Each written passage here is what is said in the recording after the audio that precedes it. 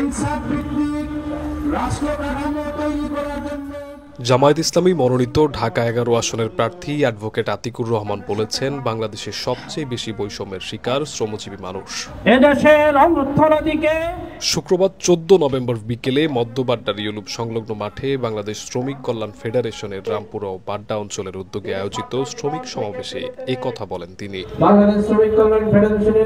এ সময় রামপুরা ও বাড্ডা অঞ্চলের শ্রমিক কল্যাণ ফেডারেশনের পরিচালক মোহাম্মদ আব্দুল হান্নানের সভাপতিত্বে প্রধান অতিথি হিসেবে বাংলাদেশ শ্রমিক কল্যাণ ফেডারেশনের কেন্দ্রীয় সভাপতি আ.ন.ম শামসুল ইসলাম, বিশেষ অতিথি হিসেবে ঢাকা মহানগর উত্তর জামায়াতের সহকারী সেক্রেটারি মোহাম্মদ নাজিম উদ্দিন মোল্লা, ঢাকা ১১ এর জামায়াতের নির্বাচন পরিচালনা কমিটির আহ্বায়ক মাওলানা মোহাম্মদ মহিবুল্লাহ প্রমুখ উপস্থিত ছিলেন।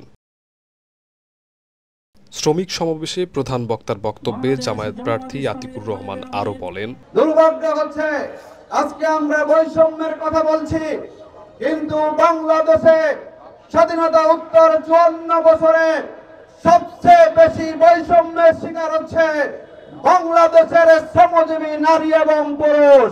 দুর্ভাগ্য হচ্ছে বিগত ১৫ মাসে আমরা শ্রমিকের ভাগ্য উন্নয়নে দৃশ্যমান কোন পদক্ষেপ অন্তর্বর্তীকালীন সরকারকে আমরা গ্রহণ করতে দেখি নাই।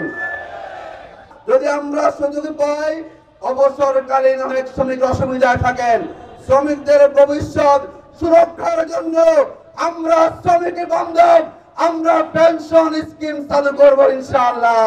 সমাবেশে অংশ নিয়ে সাবেক এমপি ও শ্রমিক কল্যাণ ফেডারেশন সভাপতি আ.ন.ম শামসুল ইসলাম বলেন, এই ৫৪ বছরে যারা ক্ষমতায় ছিল তারা আমাদেরকে ন্যায় ইনসাফ ভিত্তিক কোনো সমাজ উপহার দিতে পারে নাই।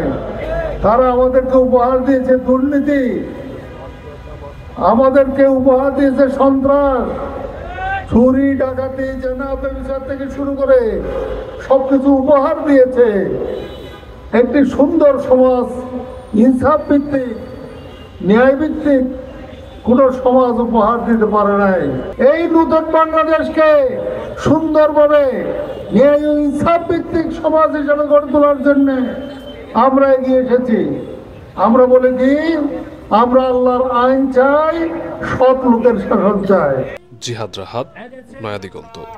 আমরা আশা করি মানুষকে ঐক্যবদ্ধ করবেন।